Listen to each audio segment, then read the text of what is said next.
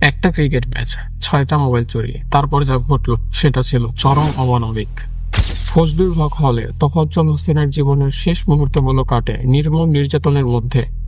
কেন এই ঘটনা ঘটল আর কারা এই ঘটনার পেছনে দায়ী, আজকে আমরা সেটাই জানার চেষ্টা করব। So let's talk about the murder of Tofazzal Hossain.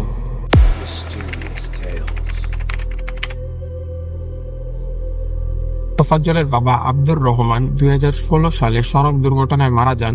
ঠিক একই বছর তোফাজ্জলের মা বিউটি বেগম ক্যান্সারে আক্রান্ত হয়ে মারা যান। তোফাজ্জলের বড় ভাই বাংলাদেশ পুলিশের একজন সাব ইন্সপেক্টর ছিলেন এবং তিনিও লিভার ক্যান্সারে আক্রান্ত হয়ে 2023 সালের 7 এপ্রিল মারা যান। এত কম সময়ের মধ্যে এতগুলো কাছের মানুষকে হারানোর পর তোফাজ্জলের মানসিক অবস্থা খুবই খারাপ হয়ে যায় এবং সে মানসিকভাবে অসুস্থ হয়ে যায়। তার আত্মীয়রা জানিয়েছে তোফাজ্জল প্রায় ঢাকা বিশ্ববিদ্যালয়ের আশেপাশে ঘোরাফেরা করত এবং সেখানের ছাত্রছাত্রীরা কোনো খাবার দিলে সেই খাবারই তোফাজ্জল খেত। 2024 সালের সেপ্টেম্বরে এক সন্ধ্যায় যখন প্রতিদিনের মতোই ক্যাম্পাসে ক্রিকেট ম্যাচ চলছিল, তখন তোফাজ্জল অন্যদের মতো সাইডে দাঁড়িয়ে খেলা দেখছিল। তার কিছুক্ষণ পর সেখান থেকে 6টা মোবাইল ফোন চুরি হয়ে যায় এবং সবাই মিলে তোফাজ্জলকে দোষারোপ করছিল। ব্যাপারটা প্রথমে খুবই ছোট লাগছিল, কিন্তু তারপর যা ঘটলো সেটা ছিল চরম অমানবিক। তারপর তোফাজ্জলকে ধরে নিয়ে যাওয়া হয় ফজলুল হক মুসলিম হলে এবং সেখানেই শুরু হয় নির্মম নির্যাতন। ব্যাট এবং স্টাম্প দিয়ে তোফাজ্জলকে খুবই বাজেভাবে মারা হয়। যারা তোফাজ্জলকে মারছিল তাদের মধ্যে 3 জন ছিল ছাত্রলীগ নেতা এবং 2 জন ছিল সক্রিয় সদস্য। প্রথমে তাকে দফায় দফায় মারা হয়। এত বাজেভাবে মারধর করার কারণে তার শরীরের অবস্থা খুবই খারাপ হয়ে যায়। কিছুক্ষণ পর ছাত্ররা তাকে কিছুটা বিরতি দেয় এবং ক্যান্টিন থেকে তাকে খাবার এনে দেওয়া হয়, যার ভিডিওটা ফেসবুকে অনেক ভাইরাল হয়েছে এবং হয়তো তোমরা সবাই দেখেই ফেলেছ। কিন্তু এখানেই তারা থেমে যায়নি। খাবার খাওয়া শেষ হওয়ার সাথে সাথে তোফাজ্জলকে নিয়ে যাওয়া হয় এক্সটেনশন বিল্ডিং এর গেস্ট রুমে এবং তারপর সেখানে আবারও শুরু হয় মারধর। খাবার খাওয়ার পরও কেন টর্চার করছিল?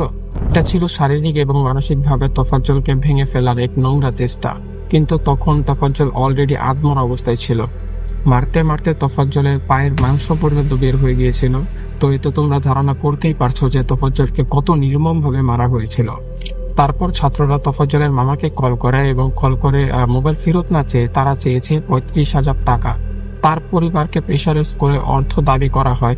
তখন তোফাজ্জলের বোন বলে তোফাজ্জল মানসিকভাবে অসুস্থ, ওর কেউ নেই এবং তোফাজ্জলকে মারধর না করার জন্য অনুরোধ করে। তারপর যখন তোফাজ্জলের অবস্থা খুবই ক্রিটিক্যাল হয়ে যায় তখন সেখানে প্রক্টর টিম আসে, কিন্তু তখনও এই মারধর থামানো যায়নি। সবকিছু যেন স্লো মোশনে ঘুরছিল আর প্রত্যেকটা মুহূর্তে তোফাজ্জলের জীবন আরো নিভে যাচ্ছিল।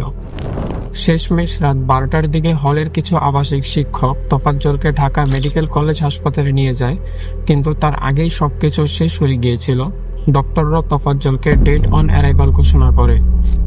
তার পরের দিন দুপুরে এই ঘটনায় শাহবাগ থানায় মামলা করে ঢাকা বিশ্ববিদ্যালয় প্রশাসন। তারপর এই ঘটনায় জড়িত 6 জনকে আটক করে পুলিশ। আর কয়জন এভাবে হারিয়ে যাবে? ক্ষমতার অন্ধকারে ন্যায় বিচার কি আদৌ সম্ভব? এই ঘটনা কি এখানেই শেষ, নাকি এর পেছনে লুকিয়ে আছে আরো অন্ধকার? আজকের জন্য এতটুকু। ভিডিওটা যদি ভালো লেগে থাকে সেক্ষেত্রে অবশ্যই ভিডিওটাতে একটা লাইক করে দিবেন এবং চ্যানেলটাকে সাবস্ক্রাইব করে রাখবেন। Done for now. See you soon.